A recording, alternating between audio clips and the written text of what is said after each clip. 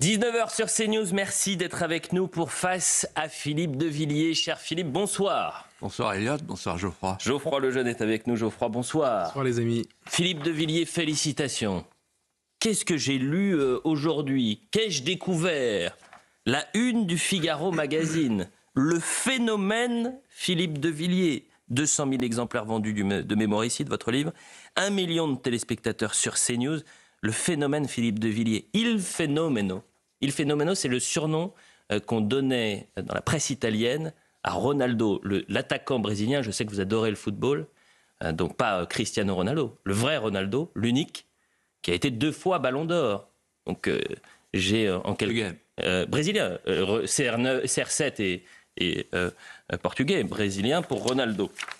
CR9. Parlez duquel Ronaldo là? Le brésilien, il n'y en a qu'un seul. Ah d'accord, ah oui, parce que l'unique. Pour vous, le second n'est pas... Qu'est-ce que vous en pensez, Geoffroy Lejeune? Ah, mais c'est pareil, c'est ma jeunesse, le vrai Ronaldo. Bah oui, le vrai Ronaldo, c'est Il Fenomeno, le phénomène. Oui, d'accord. Donc c'est en quelque sorte cette une...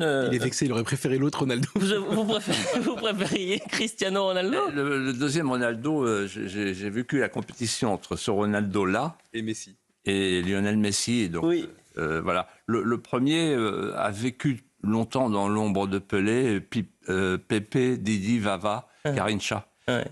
Oui, bon, il a quand même eu 2 ballons d'or. Je touche ma bille, non? Mais attendez, je sais que je parle à un professionnel. Oui. Je sais que je parle à un expert du football. Bon, Il Fenomeno, le phénomène Philippe de Villiers. C'est ce que dit le Figaro Magazine. Allez-y. Que normalement, quelqu'un qui écrit, il vous dit en confidence, quand vous l'interrogez, oui, j'ai lu, quand j'étais jeune, les 3 mousquetaires, etc. et puis plus tard, Kant, Bergson. Et là, moi, j'ai surpris Charles Jégu, le journaliste, qui est un très bon journaliste, qui a écrit un papier d'ailleurs très, très acéré, très, très intéressant et très original, un peu baroque.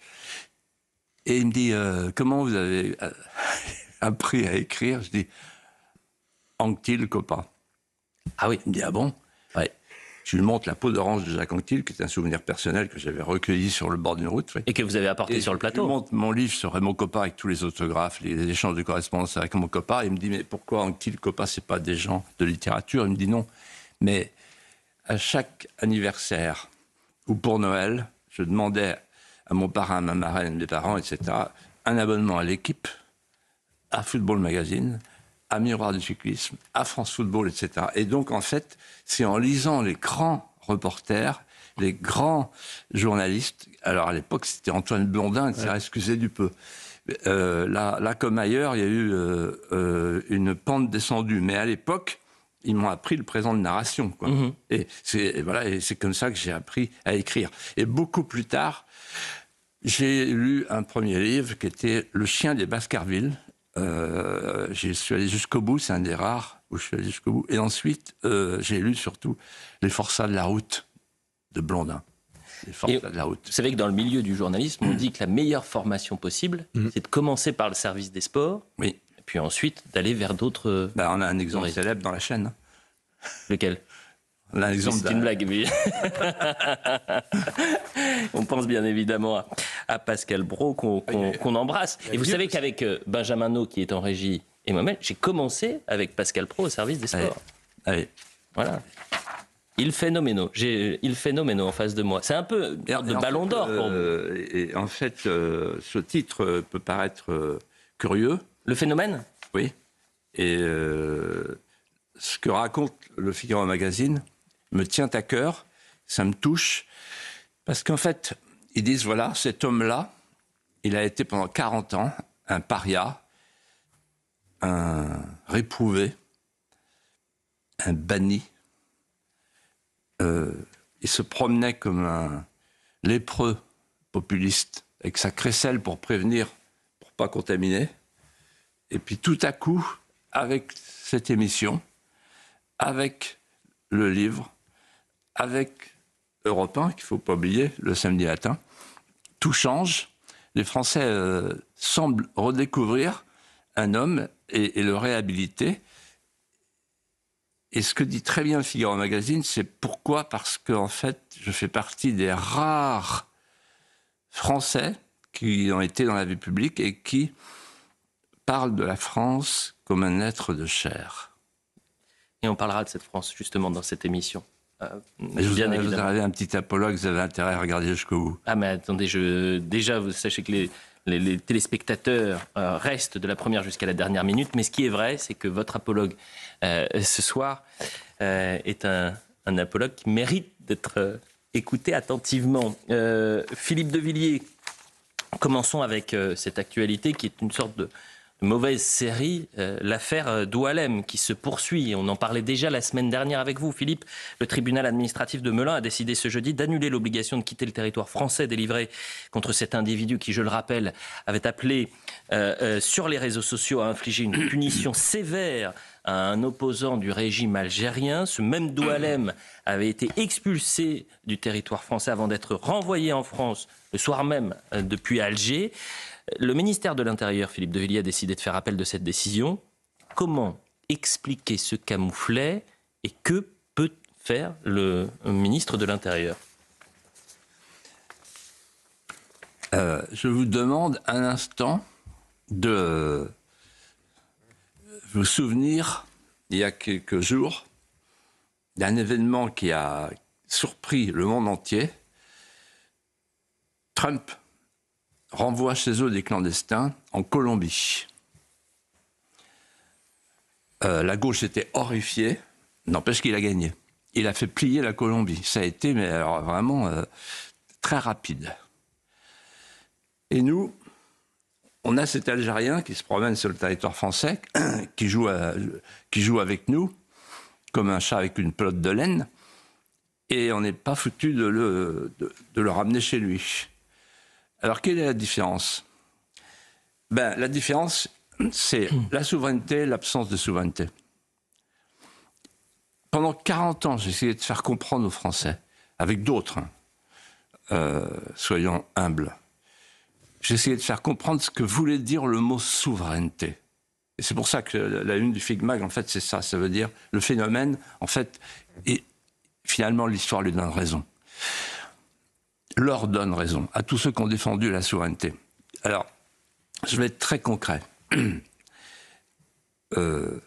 y en a un qui sait tout ça, qui sait pourquoi ça ne marche pas.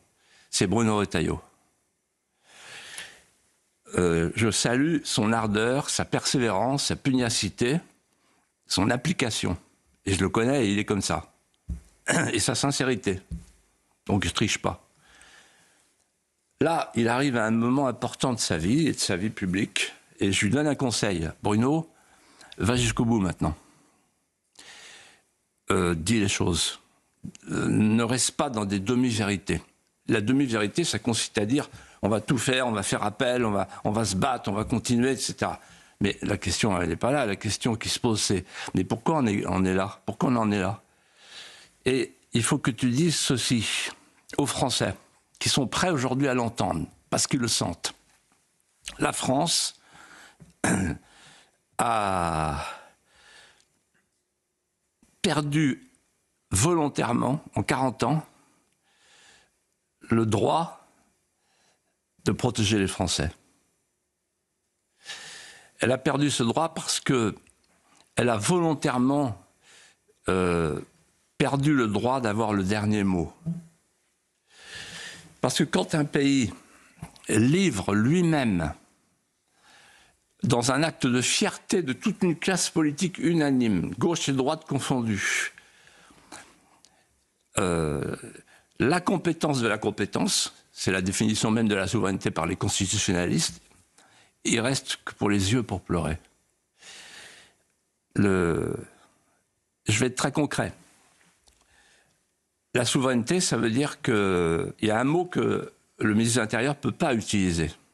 Il est tabou. C'est les frontières.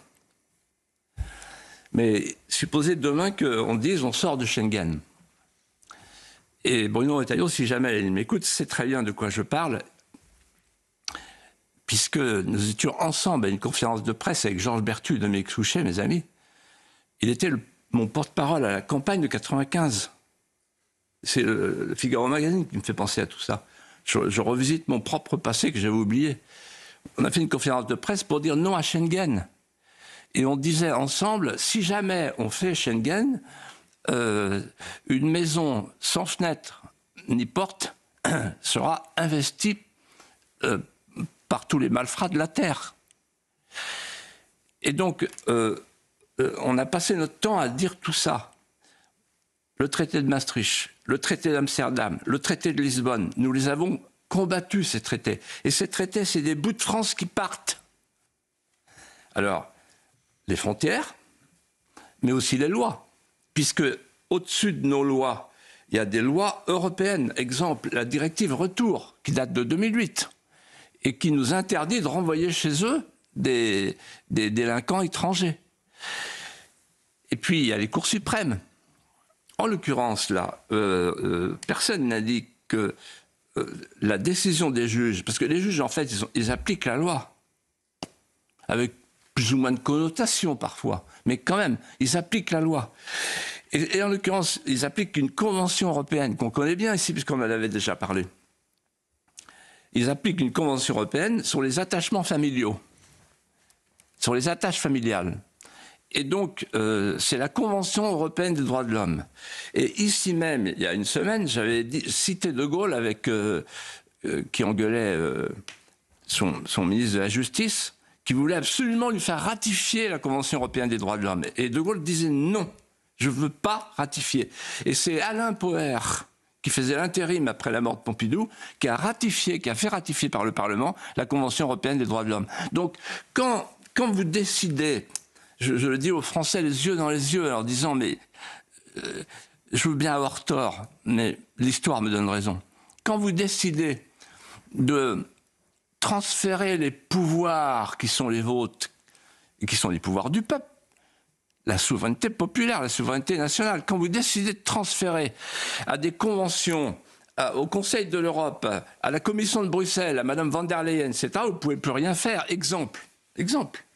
Pourquoi on ne peut rien faire avec l'Algérie? Je suis allé faire un petit tour le jour avec mes amis très bien placés, très haut placés auprès de Mme von der Leyen. Ils se reconnaîtront. Quand on est vu, on est des amis partout. Et vous savez ce qu'ils m'ont dit? Ils m'ont dit ça ne bougera pas pour Boualem Sansal, ça ne bougera pas pour les influenceurs algériens pour une raison simple, c'est que 20% de notre gaz, ça a été traité par Mme von der Leyen elle-même, vient d'Algérie. Vous voyez? Donc en réalité, on n'a plus de force diplomatique. Quand vous n'avez plus la souveraineté diplomatique et que vous n'avez plus la souveraineté de vos lois et de vos frontières, vous êtes condamné à quémander ou alors à faire ce qu'ils font les ministres. Et c'est dommage pour Bruno Retailleau qui vaut beaucoup mieux que ça. Il va y laisser sa peau. Il balade le brochet dans les temps, comme on dit chez moi à Vendée, dans le bocage. Et il y a un moment donné où les gens vont dire bah, ça marche plus, quoi. Voilà, parce qu'il n'y a rien qui marche, parce que ça va continuer comme ça. En d'autres termes, écoutez cette formule, qui est la formule d'un homme d'expérience qui a exercé le pouvoir et qui a regardé le pouvoir ne pas être exercé. Le pouvoir, c'est quand on l'a. Et quand le pouvoir n'a plus le pouvoir, on n'a plus que le mouchoir de Véronique pour essuyer les larmes. Et les essuyeurs de larmes, qui pratiquent la politique compassionnelle, on les connaît depuis des années et des années. Vous voyez, Retailleau parle comme Darmanin, qui parle comme Retailleau, mais en fait, ils savent très bien qu'on est dans le ministère de la parole. Et donc, moi, je dis à Bruno Retailleau, allez, va jusqu'au bout, dis maintenant aux Français, je ne peux rien faire tant que vous ne m'avez pas accordé le droit de récupérer la souveraineté de la France. Et donc, je m'adresse au président de la République, parce que c'est lui qui transfère la souveraineté. C'est lui le fantasme de la souveraineté européenne. Et je lui dis maintenant, vous arrêtez, on rapatrie tout ça. On rapatrie le pouvoir. Le jour où le ministre de l'Intérieur aura le pouvoir politique avec le pouvoir juridique, c'est-à-dire le jour où le pouvoir politique aura récupéré le pouvoir juridique, alors on pourra résoudre le problème des Français. Et les chiffres de l'immigration sont tombés cette semaine, Philippe de Villiers. Et là aussi, vous avez dit, l'histoire me donne raison, les chiffres vous donnent également raison. Les premiers titres de séjour accordés représentent plus de 336 000 titres en un an seulement. les reconduites à la frontière, 21 600 seulement. Et des chiffres qui confirment ce que vous avez dit, notamment la semaine dernière, lorsqu'on parlait de la submersion migratoire. Avant de vous donner la parole sur la question et les chiffres de l'immigration, écoutons Thibault de Montbrial, il était l'invité de CNews cette semaine. Et aujourd'hui, les chiffres de l'immigration légale. Oui. 340 000 titres de séjour délivrés l'an dernier, quasiment. 336 700, précisément. Comment fait-on pour faire comprendre à ceux qui nous dirigent qu'il est peut-être temps, puisque c'est un chiffre en hausse, de baisser ce chiffre et d'arrêter avec les titres de séjour? Et là, on parle d'immigration, encore une fois, légale. Pour ajouter à ce premier chiffre que vous donnez sur ce qu'on appelle les premiers visas entrés en France, les premières demandes d'asile, le chiffre des 258 000, si j'ai bien lu tout à l'heure, donc le cumul des deux nous met juste en dessous de 500 000, c'est-à-dire que les entrées légales en France en 2024 sont du niveau de la population de la ville de Toulouse. Et bien qu'on se soit fortement réjoui, semble-t-il, du nombre d'expulsions en augmentation de 24%, en réalité, le nombre d'expulsions, c'est 21 000. Donc vous avez d'un côté la population de la ville de Toulouse et de l'autre l'affluence moyenne dans un stade de Ligue 1 pour un match de foot. 500 000, 20 000. Donc le solde d'accroissement naturel sur 3 ans, c'est 1,5 million d'un côté et 40 ou 50 000 ou 60 000 qui sont partis. C'est, au sens propre, insupportable. Geoffroy Lejeune. Ça fait plus de 1000 personnes par jour en France. Quand on y pense comme ça, c'est vertigineux. Est-ce que, Philippe, selon vous, ces chiffres de l'immigration sont un nouvel échec pour la Macronie? C'est pas un échec, c'est un record. Et la Macronie a 2 records dans la même semaine. Ou dans la même quinzaine. Le record de l'immigration et le record de la dénatalité. Et moi, ce qui me frappe, c'est les 2 semaines, le lien entre les 2 semaines. Quand j'étais en classe de philo, mon professeur de philo disait « L'intelligence, c'est établir des rapports ». J'ai retenu cette formule. Établir des rapports. D'ailleurs, tout créateur établit des rapports entre 2 choses qui n'ont rien à voir, et ça donne une forme nouvelle. Et le monde est différent après cette création. Établir des rapports, ça veut dire faire le lien, par exemple, entre la phrase susurrée par François Bayrou, la submersion migratoire. Tout le monde a hurlé, la volaille a caqueté partout, dans toute la basse-cour, hein, et on a entendu tous les chiens de ferme qui aboyaient.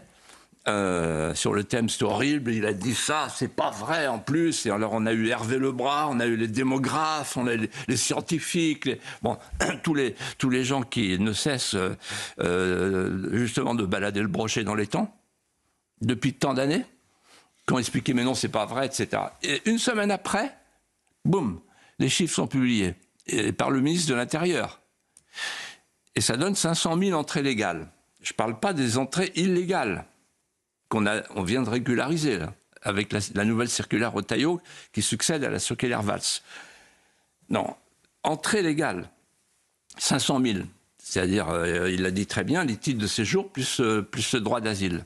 Ça veut dire qu'en fait, la semaine qui vient de s'écouler vient conforter le propos tenu par le Premier ministre. Il y a bien une submersion migratoire, parce que 500 000 personnes par an, vous imaginez où on va avec de tels chiffres. C'est fini. C'est l'affaire de quelques années. Dans quelques années, on sera non seulement submergé, mais c'est l'immigration invasive. C'est une invasion. Deuxième lien, deuxième rapport, deuxième coïncidence, elle est encore plus spectaculaire. La semaine dernière, on nous annonce le chiffre de la dénatalité et on nous dit qu'il y a eu 660 000 naissances. Et cette année, on nous donne le chiffre des entrées légales, 500 000. Si vous ajoutez les entrées illégales, 100 000 par an, au moins, regardez les OQTF, on dit qu'il y en a 100 000, ça fait 600 000. Donc en fait, on a autant de migrants qui arrivent chez nous, en France, que de naissances. Eh bien, n'importe quel démographe vous dira, s'il est vrai que l'enfant est la ligne de flottaison de l'espoir d'une société, qu'on est sous la ligne de flottaison. Mais la question qu'il faut se poser, c'est comment on en est arrivé là? Et ma réponse, elle est simple. Premièrement, il y a les tabous. que personne ne veut prononcer. Premier tabou, c'est l'immigration invasive. Il faut oser prononcer les mots qui conviennent, avec derrière l'islamisation progressive de la France par les frères musulmans. Il faut écouter Florence Bergeau-Blacker, qui était sur ce plateau il y a quelques jours, qui a parlé du halal, l'extension du halal. Deuxième tabou qui est pire, la famille, puisque maintenant vous ne pouvez plus parler de la famille. Alors il faut dire une famille avec un papa, une famille avec une maman, une famille avec deux papas, une famille avec deux mamans. Voilà.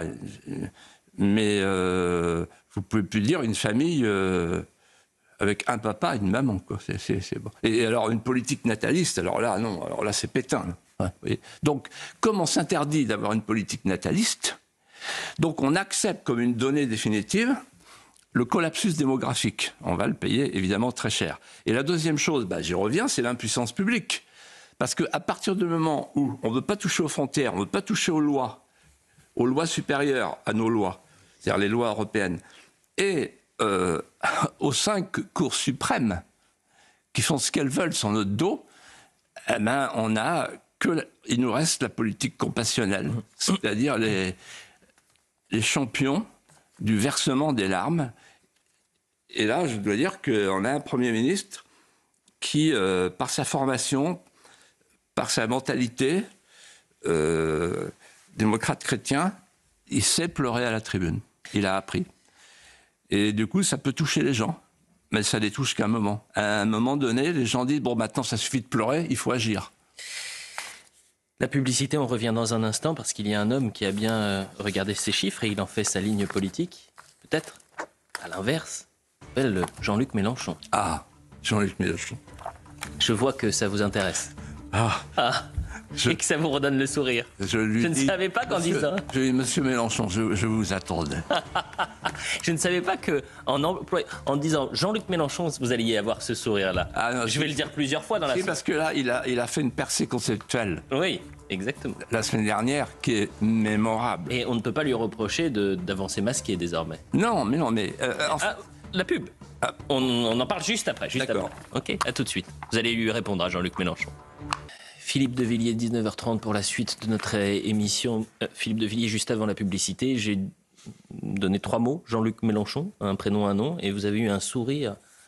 Parce que vous aviez envie, en fait, depuis que vous l'avez entendu le week-end dernier parler et du grand remplacement et de la France rurale, de lui répondre.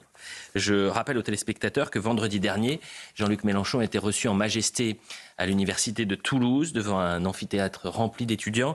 Il est revenu sur le tabou médiatique et politique du grand remplacement. Et il s'est adressé directement à Éric Zemmour et François Bayrou. Écoutez. Oui, monsieur Zemmour, il y a un grand remplacement. Oui, monsieur Bayrou, il y a un grand remplacement. Quel est ce remplacement ? Ce remplacement, c'est celui d'une génération qui vient après l'autre et qui ne ressemblera jamais à la précédente. Vous autres qui avez eu la chance de vous mélanger, de vous découvrir, de vous entendre chanter, parler, cuisiner, jouer de la musique, vous savez l'importance de ce mélange, l'importance de cette créolisation qui crée du neuf. Car non, le futur n'est pas voué à être le passé toujours recommencé. Et il y en a assez de passer son temps à faire l'apologie de la tradition. J'ai même entendu des gens me dire « Nous sommes les dépositaires d'une tradition et nous devons la défendre. » Mais ah oui, allez-y, allez-y. Essayez de lire un texte du XVIe siècle dans la langue de l'époque, vous ne comprendrez pas 2 mots. Qu'est-ce que vous nous racontez ? Et au lendemain de cette déclaration, Philippe de Villiers, Jean-Luc Mélenchon, cette fois-ci, s'est adressé aux quartiers populaires en expliquant qu'après son OPA sur les quartiers populaires et la France des tours, direction la France des bourgs. Il parle de la France rurale. Jean-Luc. Cessez donc d'imaginer une France du passé qui n'est plus là. Acceptez celle qui est là. Et dites-vous bien, comme je le dis à chacun des jeunes gens que je croise et dont je sais qu'ils sont nés comme moi au Maghreb ou bien encore ailleurs. Cette partie du pays est à nous, c'est notre patrie, c'est notre pays. C'est là que naîtront vos enfants, c'est là que naîtront vos petits-enfants. Ce pays est à nous tous. Voilà pourquoi je parle de la nouvelle France. Et vous souhaitiez absolument qu'on entende en longueur Jean-Luc Mélenchon avant de pouvoir prendre la parole. Geoffroy Lejeune. Alors, il y a beaucoup de choses à dire, mais est-ce que Jean-Luc Mélenchon embrasse la théorie du grand remplacement en souhaitant à voix haute, comme il le fait, un remplacement de population dans toute la France, mais aussi notamment dans les campagnes? On vient de vivre ce qu'on pourrait appeler, dans la christologie de l'extrême gauche, l'épiphanie de Jean-Luc Mélenchon. C'est-à-dire la manifestation publique, la révélation, la déposition sur la place publique de son arrière-pensée. En fait, qu'est-ce qu'il dit? Il dit le grand remplacement n'était pas un fantasme, une théorie conspirationniste de l'extrême droite. Et il va plus loin, il prend à partie Éric Zemmour, vous l'avez montré, François Bayrou, il dit oui, le grand remplacement est là. Et il veut l'accélérer. Mais avant ça, il le définit. Tout au long de son discours aux étudiants qu'il acclame. Ça fait froid dans le dos. C'est l'avenir. Il dit le grand remplacement, c'est le changement de composition d'une population. C'est quand une population est remplacée par une autre. C'est quand une civilisation est remplacée par une autre. C'est ce qu'il appelle la créolisation. La créolisation de la France. La France de la créolisation. Rassurez-vous, braves gens, on garde l'hexagone, on garde le territoire, on garde la toponymie, mais on fait surgir un peuple neuf qui débarque avec ses mœurs nouvelles, sa manière nouvelle d'habiter le monde transplanté, et on fait vivre en parallèle l'islamisme ancestral, le wokisme radical, la femme grillagée, l'homme enceint.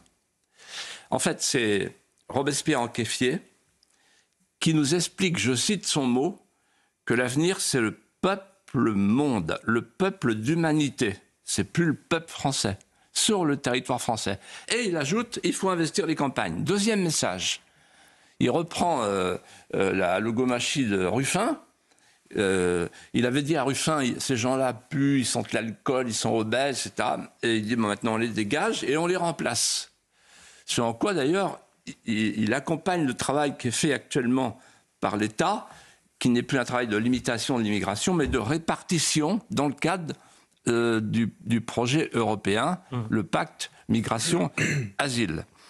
Et en fait, quelles sont les armes de Mélenchon? Il y en a deux.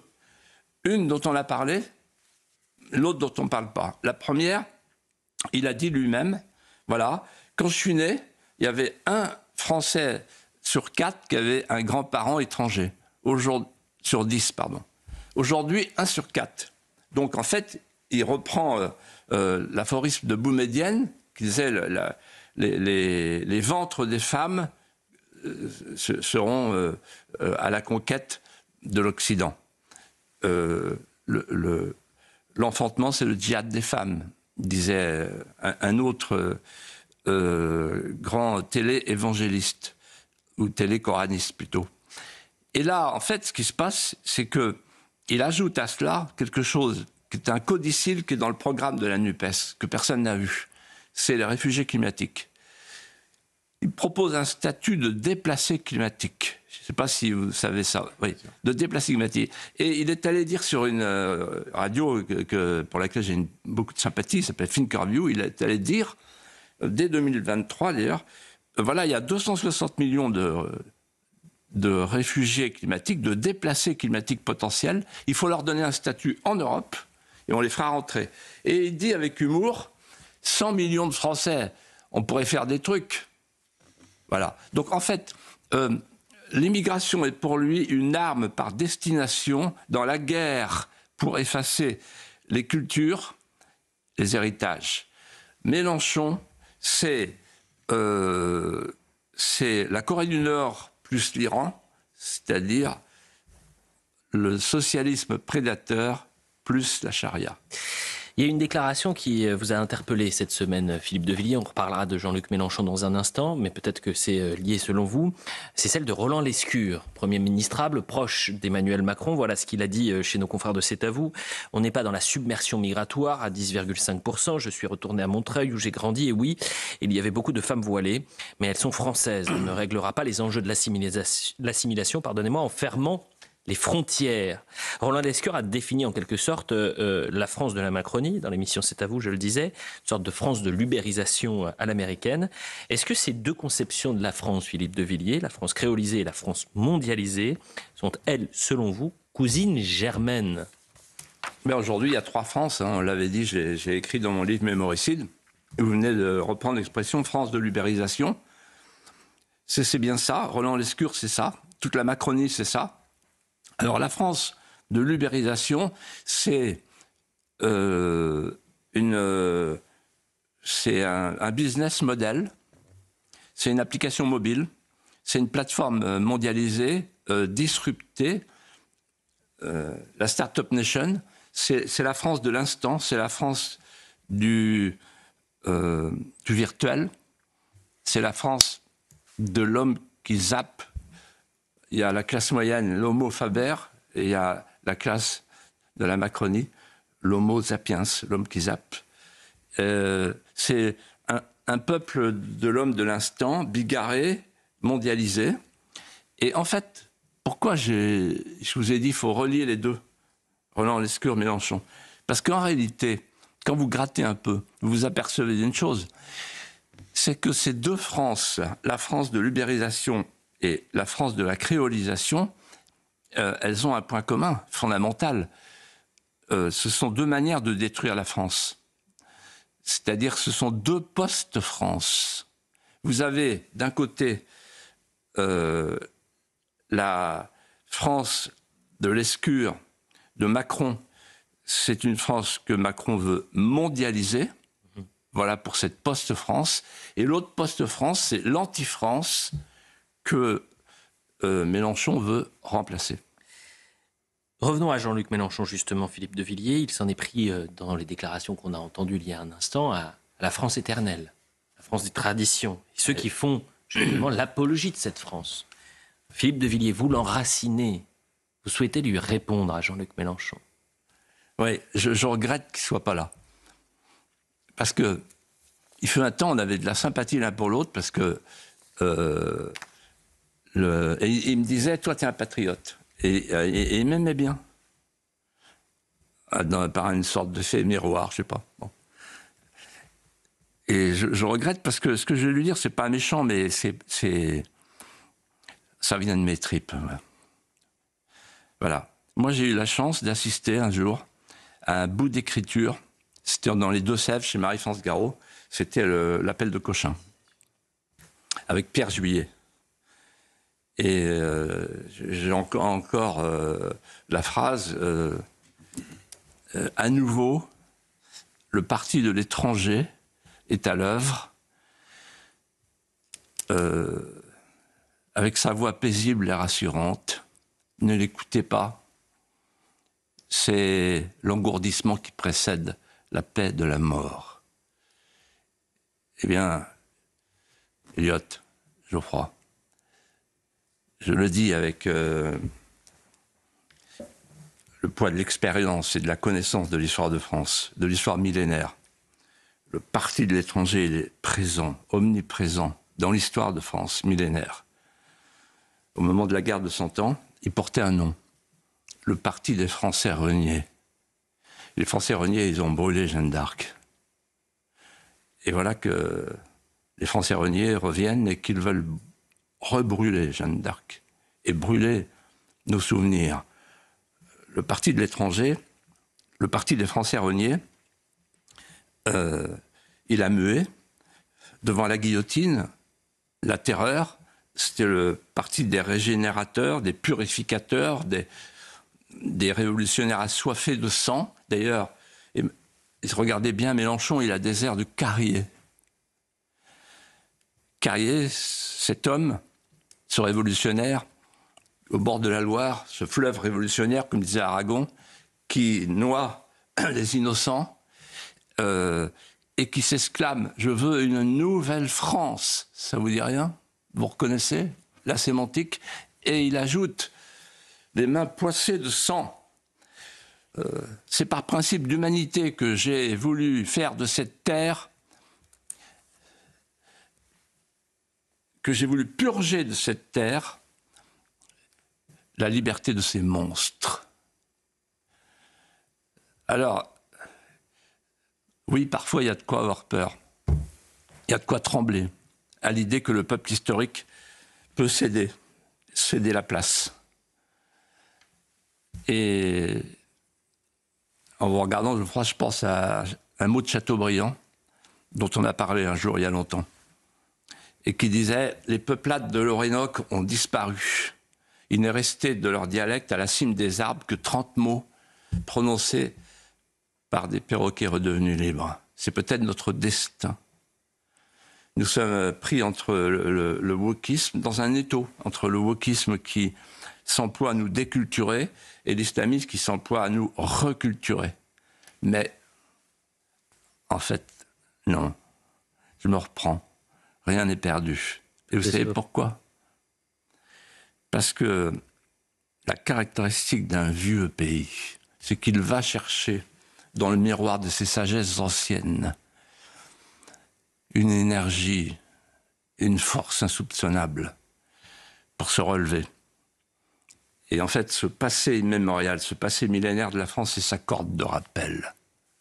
Et moi, je dis à Jean-Luc Mélenchon la chose suivante. Vous pouvez me mépriser, mais au moins m'écouter. Moi, je suis un Français de France. Je porte dans mes côtes les pierres d'angle, les lézardes, les râles héroïques d'un vieux pays, d'un très vieux pays. Et je ressens physiquement, cette énigme des parentés invisibles, qui fait que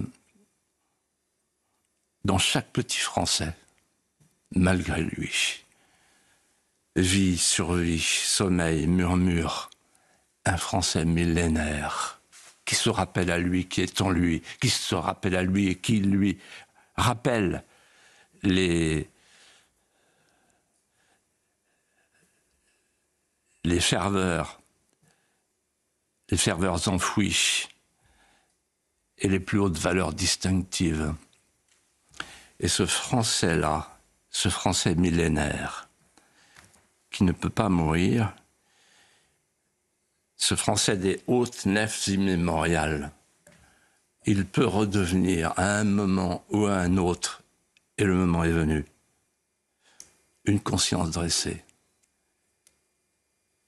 Et s'il y a autant de monde qui nous regarde, Monsieur Mélenchon, le vendredi soir, et vous feriez bien d'ajouter à ce nombre, d'ajouter votre présence assidue. Je vais vous dire pourquoi. C'est qu'il est en train de nous regarder, ce Français millénaire. Il ne veut pas mourir, et il ne veut pas que son pays meure. Ce Français millénaire, il nous regarde, il nous écoute, et il se lève. Il est possible qu'il vous regarde, Philippe de Villiers, Jean-Luc Mélenchon. Et d'ailleurs, il est possible qu'il ait dit ça la semaine dernière parce qu'il vous répondait. À vous, le Français millénaire. Mais à partir du moment où... Et on le salue. Non, mais à partir du moment où il dit le grand remplacement, finalement, je suis d'accord, il n'a plus qu'un pas à faire pour dire, mais la France de la tradition. Puisqu'il critiquait le grand remplacement il y a 5 ans. Et maintenant, il dit le grand remplacement. Il donne 5 ans pour dire, finalement, la France de la tradition. Vous savez, Paul Valéry disait, la tradition consiste pas à refaire ce que les autres ont fait, mais à en refaire de toutes autres, dans de toutes autres circonstances, en gardant l'esprit. Monsieur Mélenchon, vous n'avez pas compris ce que c'était que la tradition. Bon, je vous donne 5 ans, moi je vous donne 2 minutes avant l'apologue, parce que j'ai hâte de l'entendre, votre apologue. 2 minutes parce que vous êtes un ardent défenseur, Philippe de Villiers, de la liberté d'entreprendre, de ceux qui arrivent à faire rayonner le pays dans le monde. Petits comme grands, les patrons alertent, les charges sur leurs entreprises viennent freiner leurs activités. Un homme dont la parole est extrêmement rare a décidé de sortir du silence. Il est depuis 2 semaines la cible de certains responsables de gauche, de syndicats. Il s'appelle Bernard Arnault. Alors, on ne va pas l'écouter, on l'a suffisamment entendu, et on manque de temps, mais vous connaissez bien Philippe de Villiers, Bernard Arnault. Vous connaissez sa discrétion également. Alors, comment vous expliquez qu'il prenne la parole et mette en garde le gouvernement Bayrou sur ces charges qui peuvent pousser à la délocalisation? Attention, LVMH n'a jamais dit, Bernard Arnault n'a jamais dit qu'il allait délocaliser. Philippe de Villiers. Moi, il m'a sauvé. Quand j'étais président du Conseil général, j'avais fait des parcs tertiaires qui s'appelaient des Vendéopôles. Je suis allé le voir et il m'a dit d'accord, il y a 700 emplois. Voilà, Vuitton, maroquinerie. Donc il avait des propositions dans le monde entier. Donc je sais qui c'est Bernard Arnault. Je le connais bien, c'est un ami, c'est un homme qui est profondément français, profondément patriote. Alors, moi, ce qui m'a intéressé dans toute la polémique, c'est le face-à-face à distance entre Bernard Arnault et le fameux Lombard. Ministre de l'économie. Le ministre de l'économie. Alors, vous avez un grand patron qui innove, qui invente, qui crée la richesse, qui crée la valeur ajoutée, qui se plaint du pacte vert parce que c'est une décarbonation bureaucratique, qui se plaint des impôts, des prélèvements, et qui dit on a bien de la vertu de rester en France. Et puis vous avez, en face de lui, un ministre de l'économie qui incarne physiquement l'impôt, qui sort tout droit de l'État profond, la Caisse des dépôts, etc., et qui, en arrivant dans l'atmosphère, explique qu'en fait, la prospérité d'un pays se juge à partir de 3 critères: le nombre des fonctionnaires, l'étendue de la sphère publique et l'étatisation de l'économie. Voilà. Bon, en fait, on est plombé depuis 40 ans, parce que ces gens-là, les Lombards et autres ingénieurs sociaux de la Saint-Simonie, ils nous ont infligé un New Deal à la française, qu'ils appellent. Bon.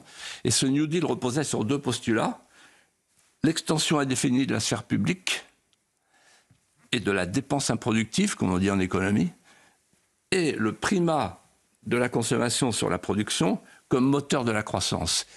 Et voilà, on en est. On était un pays de producteurs, on est en train de devenir un pays de consommateurs. Et donc, il faut rendre hommage aux grands patrons. Alors, vous savez, il y a 2 cibles aujourd'hui dans le gouvernement. Il y a les grands patrons, les très grands patrons. Oh là là, les grands patrons. Et les très petits. Ils réussissent. Oh là, c'est dangereux. Et puis, il y a les tout petits patrons, les auto-entrepreneurs. Voilà. On tire sur les brochets, sur les gardons. Donc, si je résume, c'est plus d'Arnault, Bernard Arnault, hein, par Raphaël, le triple fichier S, et moins de Lombard. C'est ça que vous voulez dire? Ah, mais le Lombard, c'est une plaie ambulante. Bon. Et il fallait le laisser à la Caisse des dépôts. Non. Philippe de Villiers, est-ce que vous connaissez l'Agence de la transition écologique, l'ADEME? Ah, l'ADEME. Alors l'ADEME, elle a un vaste projet, un vaste programme, elle finance des projets verts, elle joue un rôle d'expertise, de conseil, de sensibilisation et recherche et innovation.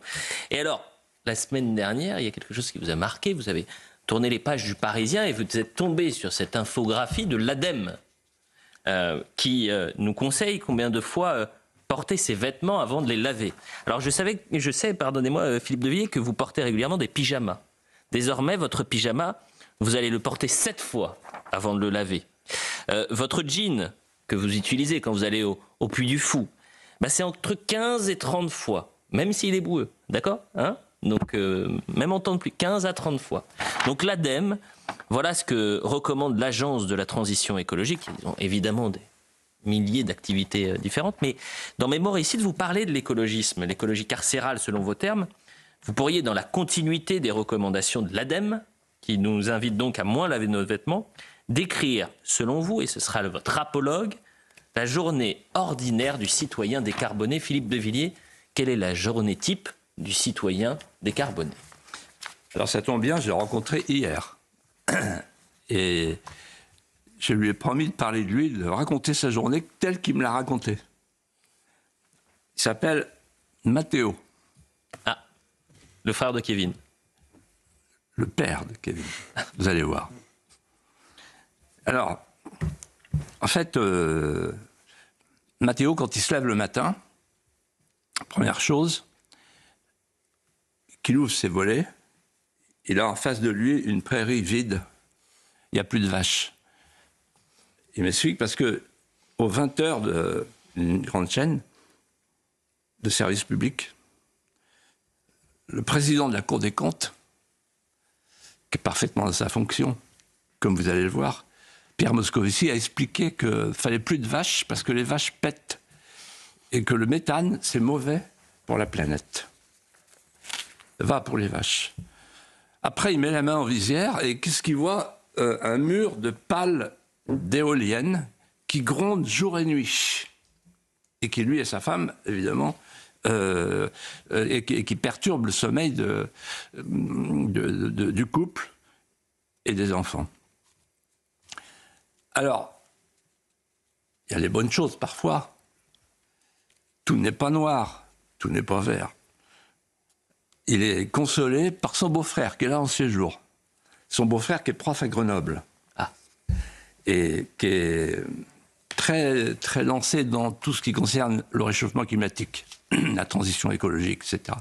Et il lui explique, il lui répète les mots, l'adjuration de Mme von der Leyen, qui dit « Soyez des Européens climatiquement neutres ». Et elle ajoute « Chaque matin, faites votre Green Deal ». Le matin, quand il se réveille, et là je fais allusion à votre lancement, il s'habille, et au moment de s'habiller, il veut changer de slip et de jean.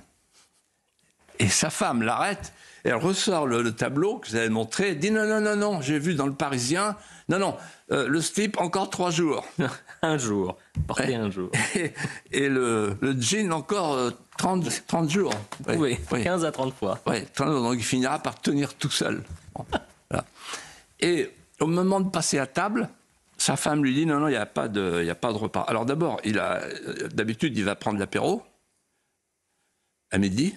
Là, il n'y a pas d'apéro parce qu'il n'y a plus de café. Le café a été remplacé par un kebab. Et il regarde autour de lui les voisinages et il voit l'usine qui se démonte, la mosquée qui s'installe, le porte-monnaie qui se vide. Il rentre et il dit à sa femme Janine, on va manger quelque chose. Elle dit non, on ne peut pas. Il faut payer à la TVA pour l'auto-entrepreneur. Bayrou. Et puis en plus, regarde la lettre du préfet qu'on vient de recevoir. On ne peut même pas louer la maison cet été. Je dis pourquoi?